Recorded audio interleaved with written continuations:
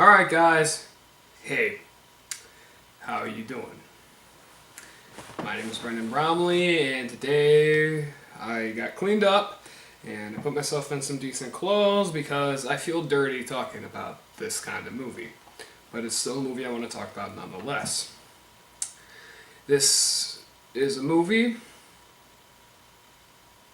that was made in 1972 that started a whole subgenre of horror movie and exploitation. This movie is known as The Last House on the Left. So guys, this is a movie about two girls who, during the 1970s, are trying to score some weed. They meet this guy who can possibly give them some weed before they go to a concert. And well, they meet this guy and they go to his room, and then they're taken hostage by a whole group of criminals. These two women are raped and are then killed. And our killers end up at one of the houses of one of the victims' parents. And then the parents get their revenge for the death of their daughter.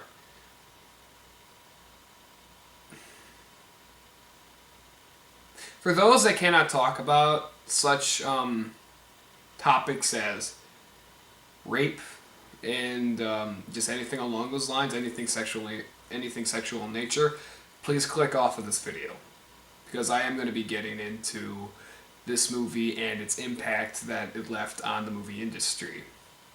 So without further ado, let's talk about The Last House on the Left. So with the movie The Last House on the Left, this movie was incredibly controversial for when it came out. There were riots for the film, and this movie, I do believe, ended up on a list of movies that was censored from the Britain public called the Video Nasties. Now, if that doesn't say something, I don't know what does. The reason this movie was found so controversial is obviously not only for the fact that it brought up rape and showed it in a way that was horrifying. When I say showed it in a way that was horrifying, I say it made the rape scenes incredibly realistic and unrelentingly violent, which is not something that I would say anyone should really have to watch. And just the fact that they marketed this movie led to one of the worst kinds of subgenres and worst kinds of exploitation films you could ever possibly have in the movie industry, in my opinion. And it's the idea of the rape and revenge story, which this movie inspired lots of movies like that.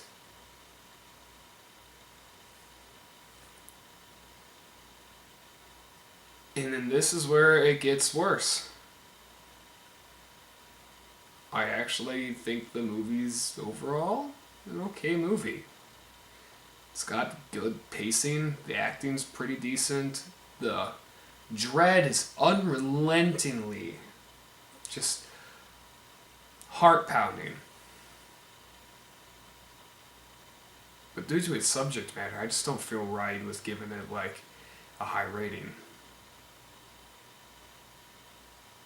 But I think a movie that can successfully show this in a way that's meaningful while also giving it the true shock value, I say it deserves some form of respect.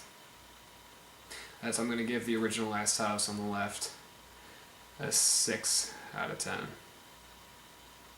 Now with the movie as revered as that movie, a movie that challenged its audience by tackling a subject matter that no one would really like to talk about. You would think, hopefully, one movie was enough. Well, in 2009, thanks to the success of the Texas Chainsaw Massacre and a whole bunch of other horror movie remakes, we got a remake of Last House on the Left, which very surprisingly is actually a pretty good movie. This movie has the exact same plot as the original, except for the fact that one of the girls lives in this movie rather than both of them dying like in the original. But this movie overall looks better, it's written better, and the actors are a lot better in this movie. We even have Aaron Taylor Johnson, I believe that's his name. He plays Jesse on Breaking Bad. We even have him in this movie as one of the criminals, which he was an absolute delight to see in this movie. In his I think he actually no, I think he made this movie while he was in Breaking Bad. So, you know, the fact that he had the guts to be in a movie like this, I gotta applaud him. And his performance was really good, as was all the performances. The revenge in this movie is very satisfying on the parents' part, and just overall, the movie's better updated version of it. The rape scenes are still incredibly graphic and incredibly violent and disturbing. That's why I've only been able to watch these movies once in my life. Like I've only been able to watch the original once and only been able to watch the remake once because the rape scenes are so violent and they're hard to look at.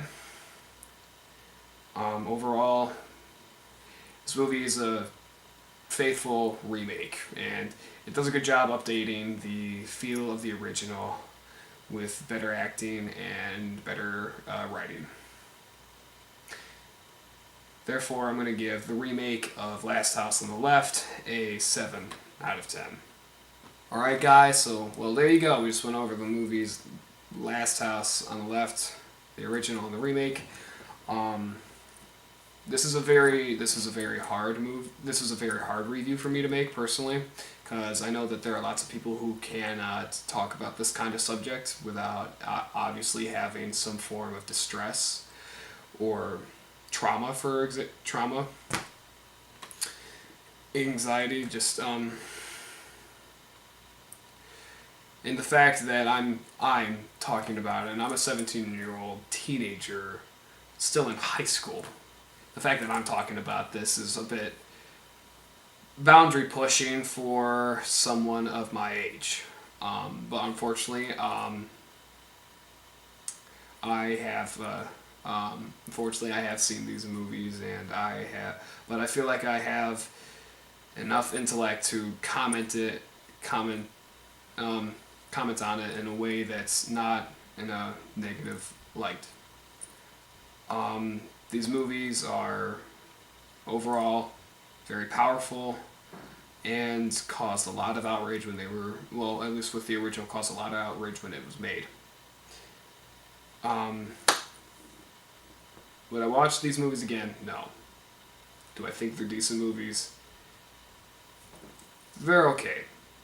If you're a big fan of exploitation and you're trying to get into the history of horror, I would recommend you watch the original. But that's if you know that you can take it. My name is Brendan Bromley. I hope you guys enjoyed this video, whatever day, night, time you're watching this. And I'll see you all next time.